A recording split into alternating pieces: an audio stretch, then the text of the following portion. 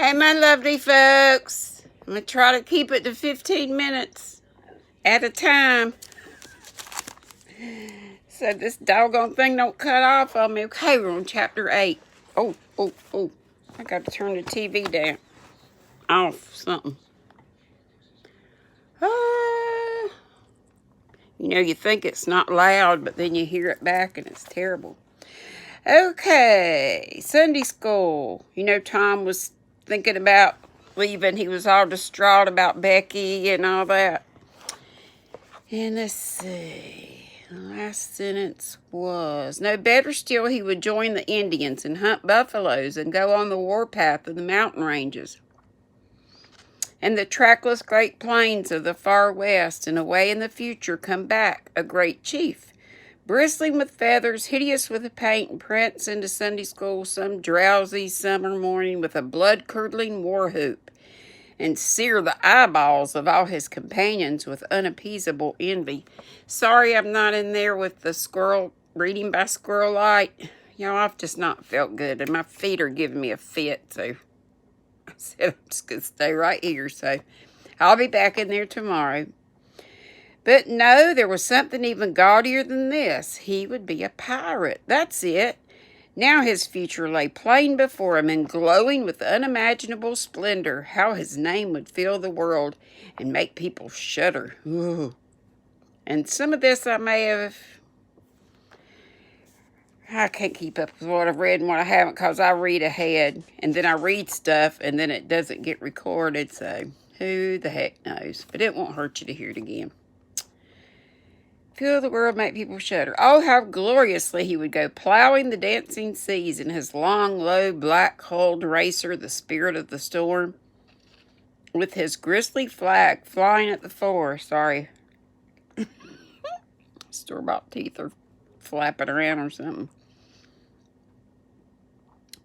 And at the zenith of his fame, how he would suddenly appear at the old village and stalk into church, brown and weather-beaten, in his black velvet doublet and trunks, and his great jack boots, his crimson sash, his belt bristling with horse pistols, his crime-rusted cutlass at his side, his slouch hat with waving plumes, his black flag unfurled with the skull and crossbones on it. And here was swelling ecstasy, the whispering, "It's Tom Sawyer, the pirate, the Black Avenger of the Spanish Main." Yes, it was settled. His career was determined. He would run away from home and enter upon it. He would start the very next morning. Therefore, he must now begin to get ready. He would collect his resources together. He went to a rotten log near at hand and began to dig under one end of it with his Barlow knife. He soon struck wood that sounded hollow. He put his hand there and uttered this incantation impressively.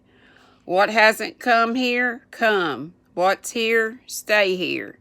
Then he scraped away the dirt and exposed a pine shingle.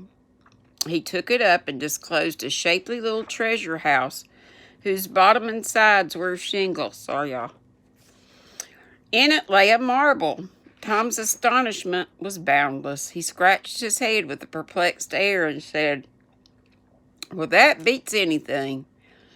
Then he tossed the marble away pettishly and stood.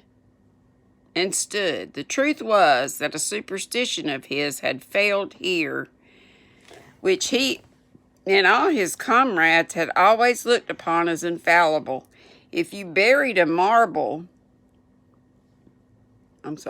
with certain necessary incantations and left it alone a fortnight, and a fortnight's 2 weeks, and then opened the place of the incantation he had just used, you would find that all the marbles you had ever lost had gathered themselves together there.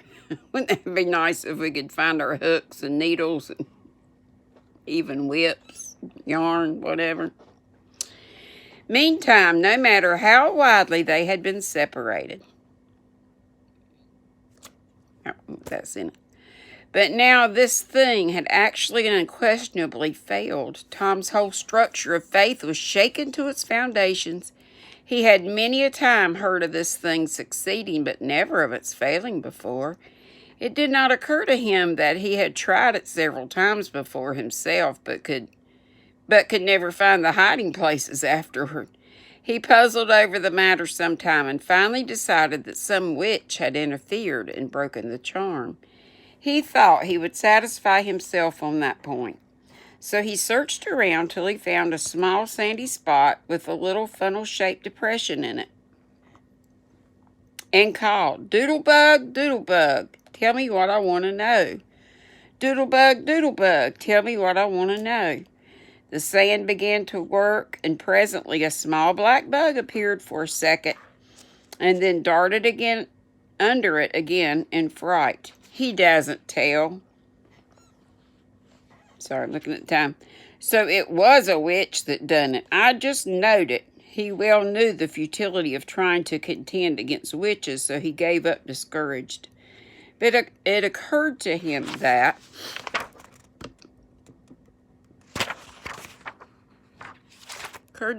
he might as well have the marble he had just thrown away, and therefore he went and made a patient search for it. But he couldn't find it. Now he went back to his treasure house and carefully placed himself just as he had been standing when he tossed the marble away. Then he took another marble from his pocket and tossed it in the same way, saying, "Brother, go find your brother."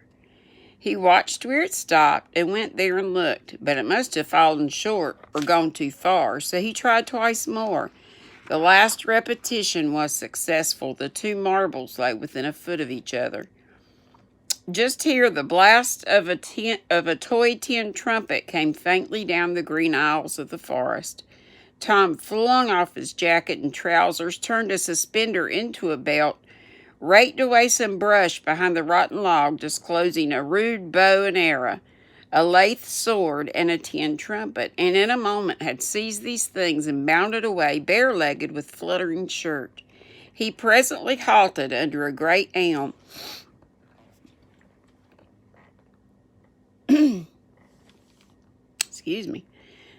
blew an answering blast, and then began to tiptoe and look warily out, this way and that. He said cautiously to an imaginary company,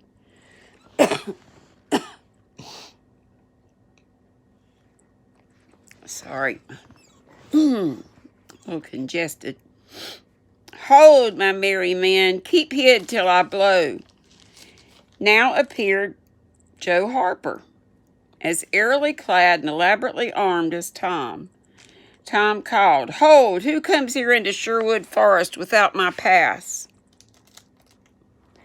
"Guy of Gisborne wants no man's pass. Who art thou that dares to hold such language?" said Tom, prompting, for they talked by the book, from memory.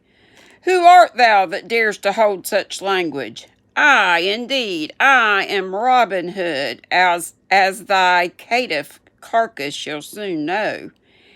"Then art thou indeed that famous outlaw? Right gladly will I dispute with thee the passes of the merry wood. Have at thee." They took their lathe swords, dumped their other traps on the ground, stuck a fencing attitude foot to foot, and began a grave, careful combat. "Two up and two down presently," Tom said. "Now, if you've got the hang, go it lively." So they went it lively, panting and perspiring with the work. By and by, Tom shouted, "Fall, fall, why don't you fall?" "I shan't. Why don't you fall yourself? You're getting the worst of it." "Why, that ain't anything. I can't fall. That ain't the way it is in the book." "The book says—" Then with one backhanded stroke, he slew poor Guy of Gisborne.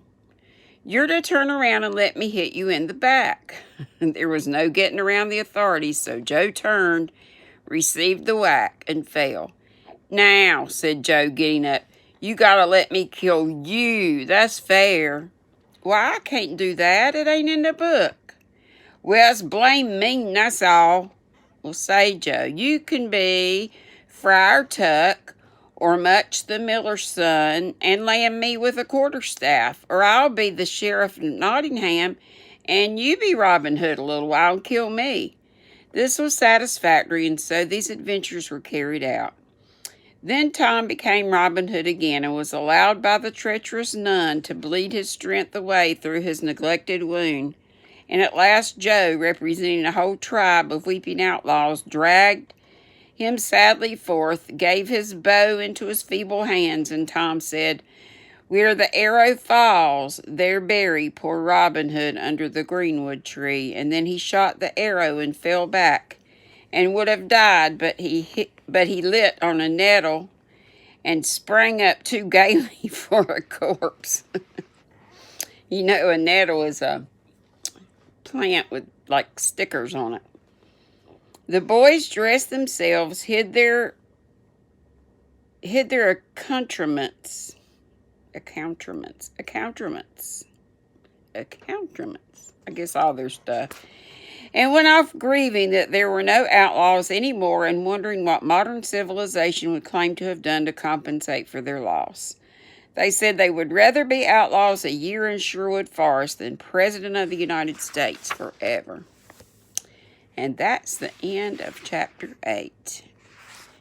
And I'll probably have to stop there because I'll get cut off. What has been happening with my videos being little dibs and dabs is YouTube cutting me off at 15 minutes. So why don't I end this one and then I'll come back with chapter 9 because chapter 9 is pretty short too. That cool with y'all? I love ya. Be sweet. Be right back.